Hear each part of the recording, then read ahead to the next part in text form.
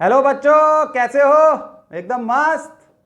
तो आज का अपना टॉपिक है potential energy of an electric dipole in an uniform electric field. तो नोटबुक लो, पेन लो, नोट्स बनाना शुरू कर दो। सबसे पहले हम याद कर लेते हैं कि इलेक्ट्रिक डाइपोल होता क्या है। इलेक्ट्रिक डाइपोल करें फिर इसे याद। कुछ बच्चों को तो याद आ गया होगा। इलेक्ट्रिक डाइपोल में दो चार्जेस होते हैं, दोनों का मैग्नीट्यूड सेम होता है लेकिन साइन अपोजिट होते हैं। एक प्लस होगा, एक माइनस होगा और दोनों के बीच का कुछ डिस्टेंस होता है। चलो यहां देखो, दो चार्जेस हैं, एक माइनस क्यू, एक प्लस क्यू। दोनों के बीच में कुछ डिस्टेंस है। सेंटर से ये है अगर L तो ये भी है L, तो टोटल डिस्टेंस दोनों के बीच का कितना हो गया? 2L। सही, आ गया याद। इलेक्ट्रिक डाइपोल मोमेंट वो याद है, इलेक्ट्रिक डाइपोल मोमेंट। इसे हम डिनोट करते हैं P से। P होता है Q into 2L, vector quantity होती है और इसकी डायरेक्शन क्या होती है P की? From negative charge to positive charge. ये बातें आपको याद रखनी है। P की डायरेक्शन क्या होती है? From negative charge to positive charge. Clear? तो चलो, ये बात तो आपको क्लियर है। अब हम इस इलेक्ट्रिक डाइपोल को एक यूनिफॉर्म इलेक्ट्रिक फील्ड में रख देते हैं। तो ये है हमारा यूनिफॉर्म इलेक्ट्रिक फील्ड।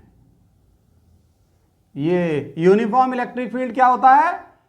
ऐसा इलेक्ट्रिक फील्ड जिसकी वैल्यू हर जगह सेम हो। E एक यूनिफॉर्म इलेक्ट्रिक फील्ड है, यानी E की वैल्यू हर जगह सेम है। यूनिफॉर्म इलेक्ट्रिक फील्ड हम बनाते कैसे हैं? ये पैरेलल लाइंस की मदद से बनाते हैं और हम ये ट्राई करते हैं कि जो गैप है, ठीक, ये जो गैप है लाइंस के बीच का, ये लगभग इक्वल हो। ये यूनिफॉर्म इलेक्ट्रिक फील्ड बनाने का तरीका है। अब इसमें हम एक डाइपोल बना देते हैं। ये है आपका डाइपोल, ये बन गया डाइपोल। अगर ये डाइपोल है तो इस पे एक तरफ माइनस क्यू चार्ज है। चलो ऐसा करते हैं, यहां माइनस क्यू चार्ज है एक एंड पे, देखो, और इस एंड पे प्लस क्यू चार्ज है। आ रहा है समझ में? ये एक इलेक्ट्रिक डाइपोल है, एक एंड पे माइनस क्यू, दूसरे एंड पे प्लस क्यू। और ये एंगल कितना बना रहा है इलेक्ट्रिक फील्ड से? ये बना रहा है एंगल थीटा। सही है। और इलेक्ट्रिक डाइपोल मोमेंट की क्या डायरेक्शन होगी? Minus two plus. ये गया आपका माइनस टू प्लस, ये है P की डायरेक्शन, इलेक्ट्रिक डाइपोल मोमेंट। उसको निकालेंगे कैसे? Q इंटू 2L से। क्लियर? एकदम बात समझ में आ गई? बहुत बढ़िया। अब ये बताओ कि टॉर्क लगेगा या नहीं? टॉर्क तो लगेगा। क्यों लगेगा? क्योंकि जब plus Q charge electric field में है तो उस पर फोर्स लगेगा F, ठीक, फोर्स लगेगा QE। और जब चार्ज पॉजिटिव होता है तो वो फोर्स होता है इलेक्ट्रिक फील्ड की डायरेक्शन में, इसलिए इसकी डायरेक्शन इलेक्ट्रिक फील्ड की तरफ है। इस पर जो फोर्स लगेगा माइनस चार्ज पे, वो इलेक्ट्रिक फील्ड के अपोजिट लगेगा। देखो कैसे, ये लगा फोर्स F, तो यानी ये जो फोर्स है दो जगह लग रहा है, इधर और इधर। सही, इसका मैग्नीट्यूड सेम है लेकिन इसकी डायरेक्शन अपोजिट है। जब ऐसा होता है तो ये एक टॉर्क जनरेट करेगा, राइट। उस टॉर्क को हम कैसे रिप्रेजेंट करते हैं? टॉर्क को हम रिप्रेजेंट करते हैं इस सिंबल से, टाउ से। और टाउ का फॉर्मूला क्या होता है? P into E, P into E। या फिर हम इसे रिप्रेजेंट करते हैं tau equal to PE sine theta. ठीक है, याद आ गया? इसका भी वीडियो मैंने इसी प्लेलिस्ट में बनाया है उस वीडियो पे चले जाना और ये फॉर्मूला आपको पता लग जाएगा कि कैसे आया। PE sine theta. अच्छा, यहाँ थीटा क्या है? Theta is angle between P means electric dipole movement and electric field. तो ये थीटा ही होगा। क्यों? P की डायरेक्शन ये है, इलेक्ट्रिक फील्ड की डायरेक्शन ये है, तो एंगल क्या होगा? थीटा। आगे बात यहां तक समझ में? अब हम इस इलेक्ट्रिक डाइपोल को एंटी क्लॉकवाइज डायरेक्शन में थोड़ा सा घुमाएंगे। तो इसका ये घुमाना दिखाने के लिए हम ये P नीचे बना देते हैं, ठीक है, जिससे हमें थोड़ी जगह मिल जाए। तो ये है आपकी P की डायरेक्शन, सही, ये P की डायरेक्शन है। अब हम इसे घुमा दें थोड़ा सा इलेक्ट्रिक डाइपोल को एंटी क्लॉकवाइज डायरेक्शन में। ये देखो, ये घूम गया, डॉटेड लाइन से दिखा रहे हैं। रुक जाओ, थोड़ा सही से घुमाना पड़ेगा, इसलिए आप थोड़े धैर्य के साथ बैठे रहो।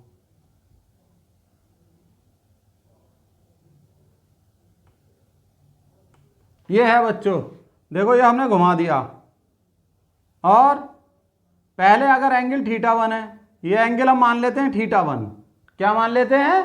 θ1। तो टॉर्क कितना लग रहा होगा? PE sine θ1। अब ये एंगल बदल गया, ये एंगल हो गया आपका कितना?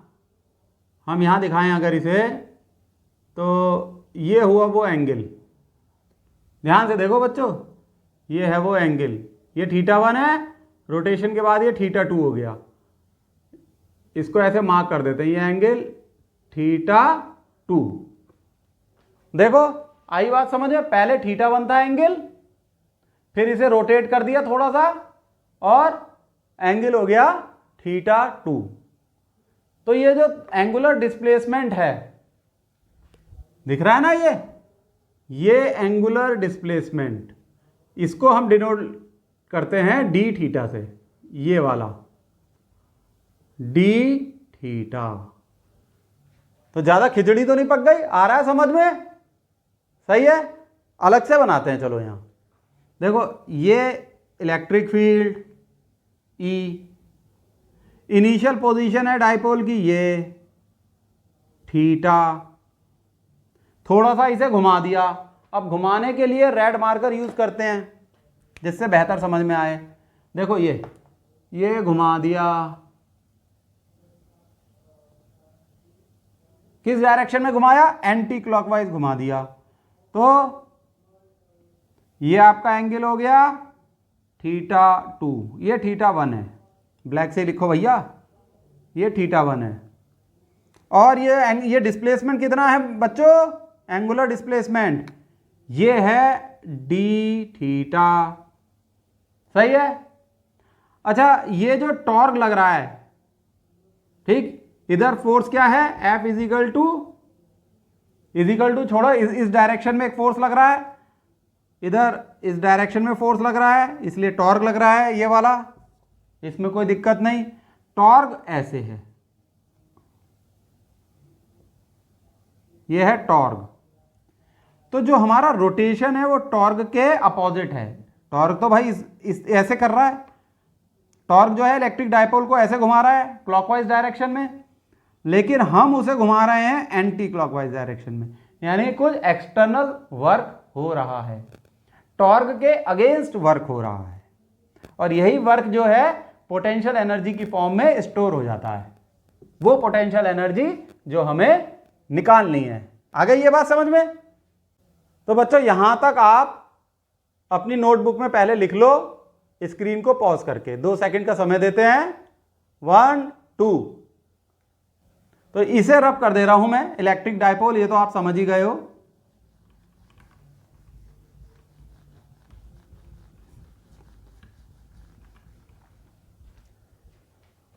अब आप एक चीज देखो, ये टॉर्क थीटा पे डिपेंड कर रहा है, ये एक वेरिएबल टॉर्क है। क्यों भाई? पहले है θ1 तो टॉर्क लग रहा है, थीटा पे डिपेंड कर रहा है, यहां वैल्यू रखेंगे θ1 की। फिर हल्का सा घूमा तो थीटा चेंज हुआ, जब थीटा चेंज हुआ तो टॉर्क चेंज हुआ। ये है ना टॉर्क आपका, थीटा पे डिपेंड कर रहा है। तो इस तरीके से जब हम इसे घुमाएंगे तो टॉर्क एक वेरिएबल क्वांटिटी होगी, मतलब वो बदलेगी। थीटा की वैल्यू जैसे जैसे बदलेगी टॉर्क भी बदलता जाएगा। अब आपको याद होगा कि अगर वेरिएबल टॉर्क लगता है किसी पर, किसी कंपोनेंट पे वेरिएबल टॉर्क लगता है, तो वर्क डन क्या होता है? वर्क डन ये होता है इंटीग्रेशन टाउ डी थीटा। याद आ गया? वर्क डन कितना होता है? Integration tau D theta. अगर याद नहीं आया तो कुछ और याद दिलाऊं।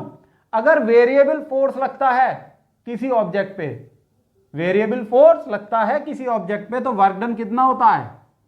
Integration F D X. आ गया याद? तो इसी तरीके से वेरिएबल टॉर्क लगता है तो वर्क डन होता है integration tau D theta. Tau यानी टॉर्क, डी थीटा यानी जो एंगुलर डिस्प्लेसमेंट हो रहा है। चलो इसे मिटा देते हैं।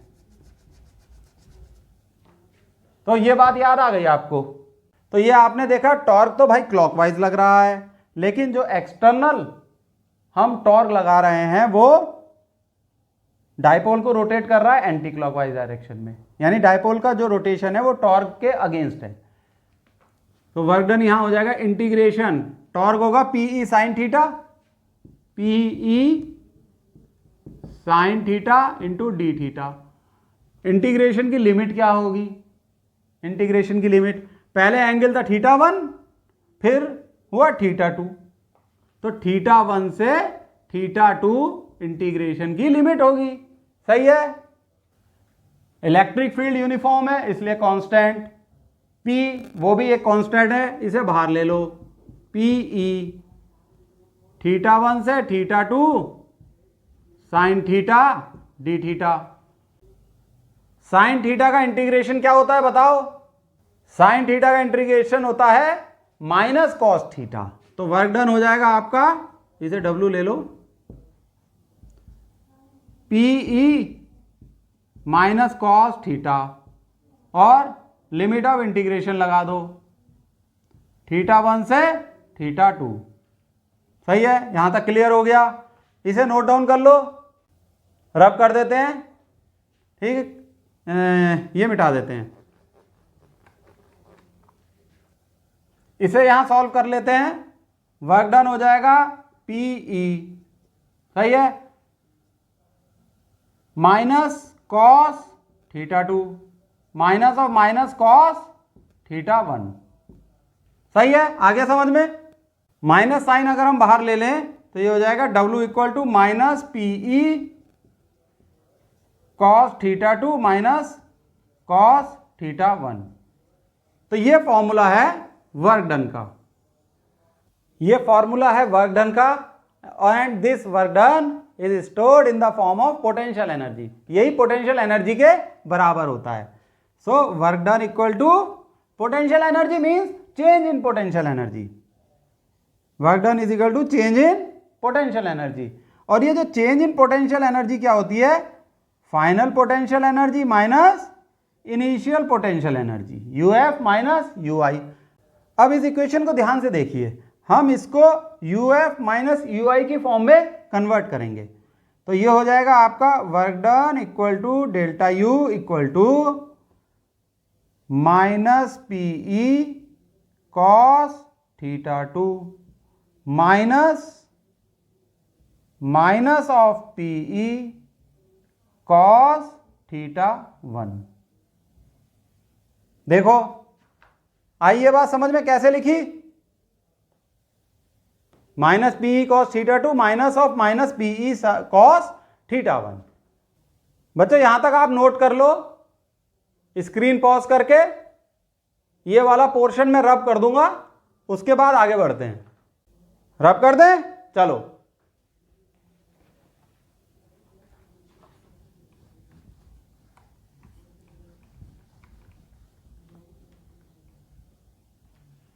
तो बच्चों आ रहा है समझ में? अब हम इसे कंपेयर करते हैं। U फाइनल क्या होगा? Minus PE cos θ2। U final is equal to minus PE cos θ2। U initial क्या होगा? Minus PE cos θ1। सही है। आप एक चीज देखिए कि इनिशियल पोटेंशियल एनर्जी अगर जीरो है तो, और इनिशियल पोटेंशियल एनर्जी जीरो कब होगी, जब θ1 π/2 होगा, यानी 90 डिग्री होगा। Initial potential energy is zero कब होगी, व्हेन θ1 इज π/2। θ1 π/2 होने का क्या अर्थ है, ये जो डायपोल एक्चुअल में ऐसा था, अब ये ऐसा है, perpendicular to the electric field. Dipole ऐसा है तो इनिशियल पोटेंशियल एनर्जी जीरो है, when dipole is perpendicular to electric field. तो जब इनिशियल पोटेंशियल एनर्जी जीरो होगी तो वर्क डन और change in potential energy is equal to final potential energy, क्योंकि ui तो जीरो हो ही गया, तो work done is equal to change in potential energy is equal to -PE cos θ2।